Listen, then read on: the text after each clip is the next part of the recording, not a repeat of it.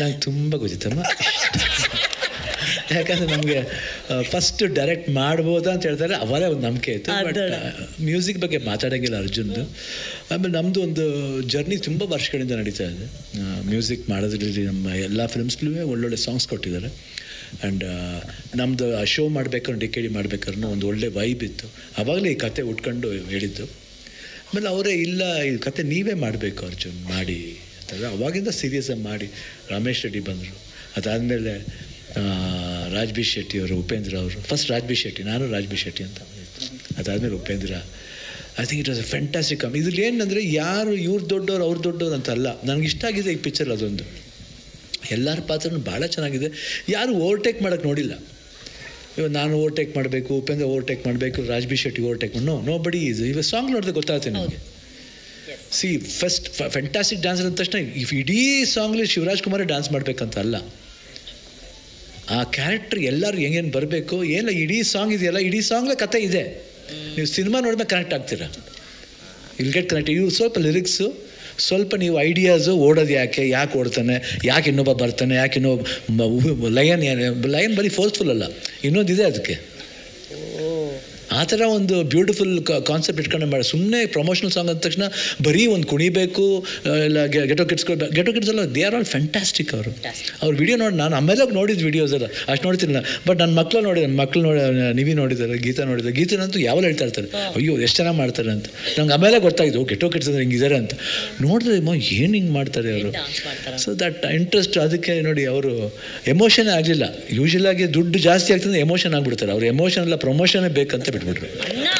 So ಅಲ್ಲಿ ನೋಡಿ ಅವರು ಅಲ್ಲಿ ಸೊ ಆ ರೀತಿ ನಮಗೆ ಪ್ರೊಡ್ಯೂಸರು, ಡೈರೆಕ್ಟ್ರು, ನಮ್ಮ ಕೋ ಆರ್ಟಿಸ್ಟ್ಗಳು ಎಲ್ಲರೂ. And when I was low ಏನಂತೀವಿ, ನಾನು ಲಾಸ್ಟ್ ಇಯರ್ ಅದು ಕ್ಲೈಮ್ಯಾಕ್ಸ್ ನಡಿಬೇಕಾದ್ರೆ ನನಗೆ ಡಿಟೆಕ್ಟ್ ಆಯಿತು ಕ್ಯಾನ್ಸರ್ ಅಂತ. ಅವಾಗ ನಾನು ರಾಜ್ ಬಿ ಶೆಟ್ಟಿ ಅವರಾಗಲಿ, ಉಪೇಂದ್ರ ಆಗಲಿ, ಅರ್ಜುನ್ ಆಗಲಿ, ರಮೇಶ್ ರೆಡ್ಡಿ ಅವರು, ದೆನ್ ರವಿ ವರ್ಮಾ, ಆಮೇಲೆ ಎಲ್ಲ ಫೈಟರ್ಸ್ ಎಲ್ಲರೂ ಇದ್ದರು. ಯಾಕಂದರೆ ಒಬ್ಬರೊಬ್ಬರು ಮಾತಾಡಲ್ಲ, ಕ್ಯಾಮ್ರಾಮ್ಯಾನು ಆಲ್ ಇಡೀ ಟೀಮ್ ನನ್ನ ಒಂಥರ ಮಗು ಥರ ನೋಡ್ಕೊಂಡ್ರು.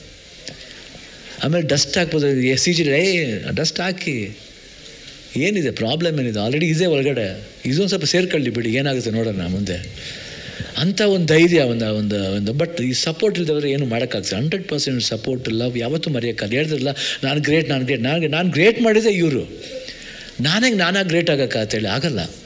You can become great by yourself. ಬೇರೆ ಯಾರೋ ನಮ್ಮನ್ನ ಎತ್ತಬೇಕು ಅಷ್ಟೇ. ಬಟ್ ಆ ಎತ್ತಕ್ಕೆ ಶಕ್ತಿ ಕೊಟ್ಟಿದ್ದು ಯೂನಿಟ್ಟು ಮೈ ಫ್ಯಾಮಿಲಿ. ಗೀತಾ ಇರ್ಬೋದು, ನಿವಿ ಇರ್ಬೋದು, ಆ್ಯಂಡ್ ಅವ್ರ ಫ್ರೆಂಡ್ಸ್, ಶ್ರೇಯಂತ್ ಅವ್ರ ಫ್ರೆಂಡ್ ಬಂದಿದ್ದಾರೆ ಇನ್ನೊಬ್ಬರು.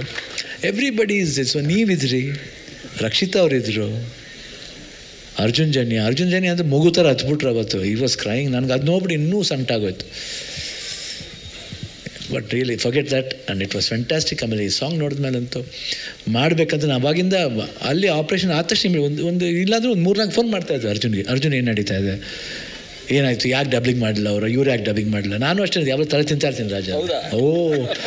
ಎಲ್ಲರೂ ಹೆಂಗೆ ಲಾಸ್ಟ್ ಹೇಳ್ಬೇಕು, ಏನು ನನ್ನ ಮಗ ಏನಾಯಿತು, ಯಾವಾಗಲೂ ಫೋನ್ ಮಾಡಿ 24 ಗಂಟೆ ಫೋನ್ ಮಾಡಿ ಅವ್ನು ಗೀತಾ ಕೇಳಿದ ಯಾರು ಫೋನ್ ಅರ್ಜುನ್ಗೆ ಅಂತ ಬರೀ ಇದೆ ನನಗೆ. ಯಾಕಂದರೆ ಕನ್ಸರ್ನ್ ಅಷ್ಟೇ. ಈ ಸಿನಿಮಾದಲ್ಲಿ ಯಾಕೆ ಒಂದು ಇಷ್ಟೊಂದು ಲವ್ ಅಂತ ಗೊತ್ತಿಲ್ಲ. ಬಹುಶಃ ನೀವು ಸಿನಿಮಾದಲ್ಲಿ ನೋಡ್ಬೇಕಾದ್ರೆ I think everybody will relate to that film. And Satya Hegde ಇರ್ಬೋದು, ಕ್ಯಾಮ್ರಾ ವರ್ಕ್ ಇರ್ಬೋದು, ತುಂಬ ನನಗೆ ಸತ್ಯ ಹೆಗಡೆ ಯಾವ ಅಸಿಸ್ಟೆಂಟ್ ಆಗಿ, ರಾಜನ್ ಅವ್ರ ಅಸಿಸ್ಟೆಂಟ್ ಆಗಿದೆ, ಅವಾಗಿಂದ ನನಗೆ ಚೆನ್ನಾಗಿ ಗೊತ್ತವ್ರು. I think one day he was so beautiful and hard working. ಒಂದು he will become a top most cameraman. ಇವತ್ತು ನಮ್ಮ ಭಾರತ ದೇಶದಲ್ಲಿ one of the top most cameraman ಅಂತ ತಪ್ಪಾಗಲ್ಲ. ಅದು I think fantastic. And editing ಇರ್ಬೋದು. ಆ್ಯಂಡ್ ಆನಂದ್ ರೆಡ್ಡಿ ಅವರು ಈ ರೈಟ್ಸ್ ತಗೊಂಡಿದ್ದಾರೆ. ಅದು ಇನ್ನು ಒಳ್ಳೆ ಫಿಲ್ಮ್ ಆಗುತ್ತೆ ಅಂತ ಒಂದು ಭರವಸೆ ಇದೆ.